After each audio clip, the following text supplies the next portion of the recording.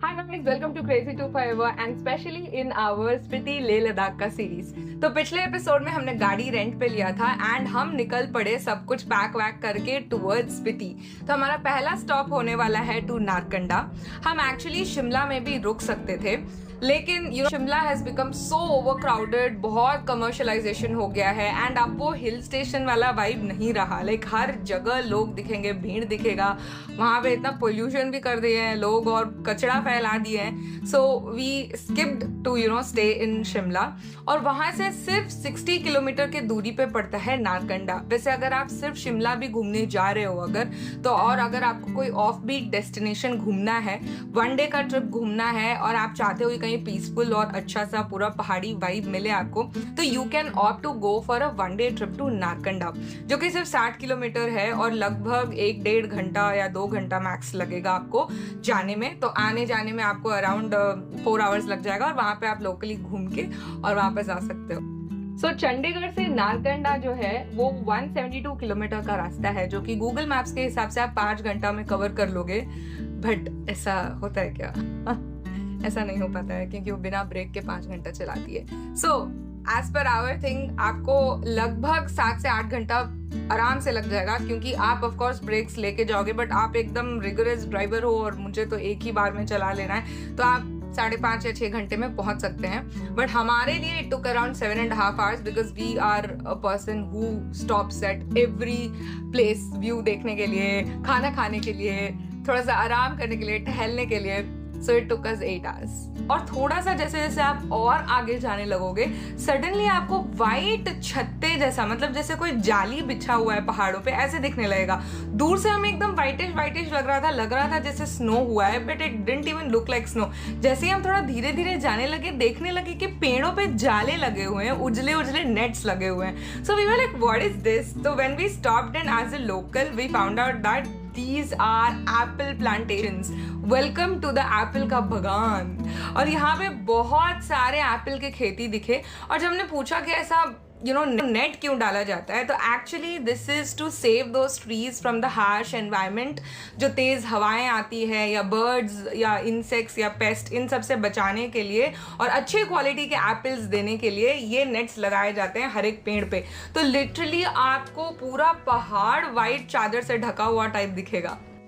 नारकंडा पहुंचते ही हम अपना चेक इन किए in the hotel pines and peaks, जो कि बहुत अच्छा होटल था and budget hotel, 1500 per day का होटल था, विच वॉज रियली गुड। अच्छा स्पेशियस था, बालकनी थे और इसके बालकनी से आपको हिमालय की रेंजेस दिखेंगी।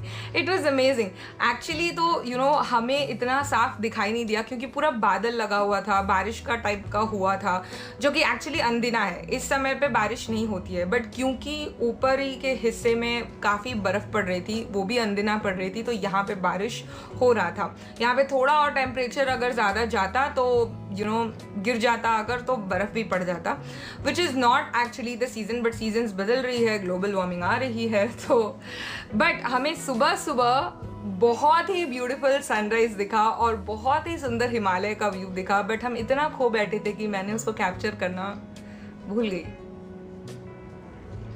या I forgot. As a travel blogger, I forgot। खैर, आज का दिन हमारा आराम का दिन था, तो हम महामाया पैलेस में डिनर किए, या Mahamaya, and retired to our room, आराम किए बिंदास। अगले दिन हमने प्लान किया to go to Hathu peak. Hathu peak एक बहुत ही सुंदर ब्यूटीफुल पीक है जहाँ पे हाथू माता टेम्पल भी है, and if you're in Narkanda you should visit this place. लगभग कुछ 40 मिनट्स का राइड है फ्रॉम नारकंडा, और यहाँ पे हमने अपने बाइक से नहीं चांस लिया जाने का, because the roads are very steep और बहुत पतले भी रोड्स हैं एंड मैप्स यहाँ पे काम नहीं करती है, तो आपको सच में पता नहीं चलेगा कि कौन से रास्ते में आपको जाना है, क्योंकि बहुत डेंस फॉरेस्ट है। And since it is something that maps also doesn't work, steep roads भी है, रोड खराब है, तो हमने एक लोकल ड्राइवर को हायर किया जो अपना मारुति 800 रखे हुए थे। And Maruti 800 is an amazing car guys.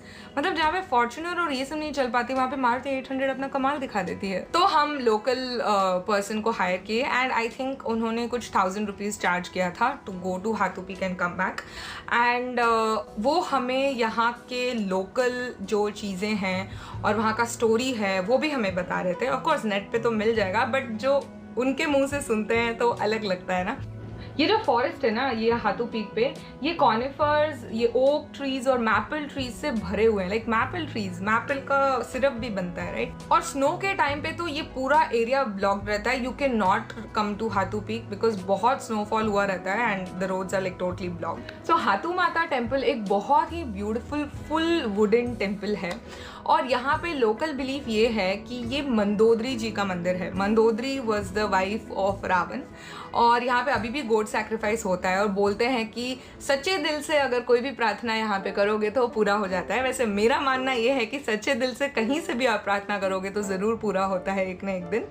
और जेठ के महीने में यहाँ पे बहुत भीड़ लगती है, बहुत सारे लोग यहाँ पे प्रेयर्स करने के लिए आते हैं। तो ये पूरा जो इन्वायरमेंट है हाथू माता टेम्पल का, ये बहुत ही वाइब्रेंट होता है। अज्ञातवास में यहीं पांडव अपना खाना बनाया करते थे। यहाँ पे एक्चुअली 2 चट्टानें हैं बहुत बड़ी सी, जो कि चूल्हे की टाइप दिखती है और उसको भीम चूल्हा बोला जाता था।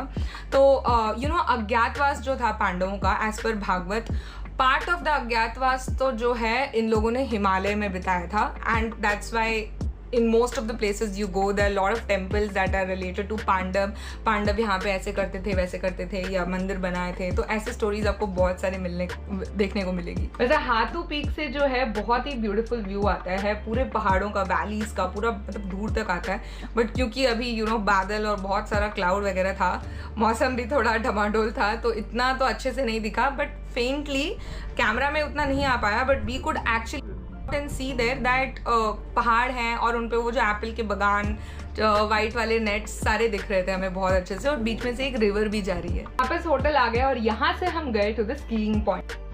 अभी हम लोग स्कीइंग पॉइंट की तरफ चल रहे हैं। अचानक से ठंड बढ़ गई यार बहुत, और हम लोग पूरा ग्लव्स वव्स पहन के जा रहे हैं। पर चलो ठीक है, देखते हैं।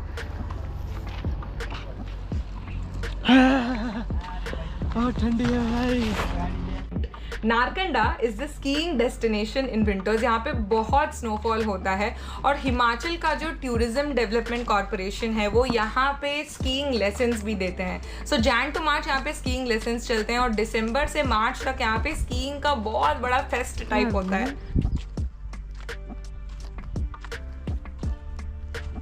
क्या मस्त आ रहा है वीडियो यार, मैंने ऐसा सेटिंग भी बनाया है। अभी तो खैर यहाँ पे काफ़ी हरियाली हो चुकी है, तो यहाँ हम थोड़ा सा टाइम स्पेंड करके वापस चले गए चौक के तरफ। तो चौक इज़ लाइक अ राउंडाना और the main the central place of Narkanda. Narkanda एक बहुत ही छोटा सा जगह है, तो चौक भी ऑब्वियसली थोड़ा छोटा सा रहेगा।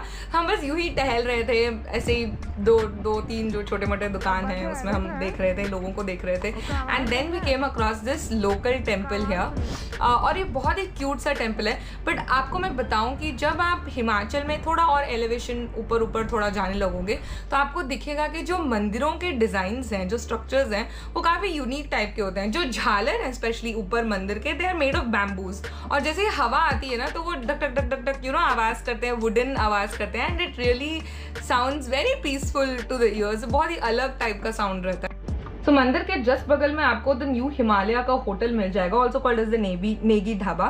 ये रेस्टोरेंट बहुत ही माना चलता फिरता रेस्टोरेंट है और यहाँ के व्यूज भी काफी अच्छे दिखते हैं और वाइब्स तो अच्छे हैं ही। You can opt to dine here as well.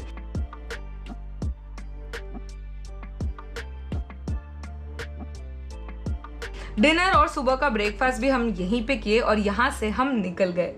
दियोदार के पेड़ और सुकून भरे पहाड़ों के बीच से निकलोगे लेके अगर अपना वाहन, तो पहुंच जाओगे जल्द ही to our next stop Sarahan. वाह वाह वाह वाह। So stay tuned for our next episode of Spiti Leh Ladakh series, and we will be going to Sarahan.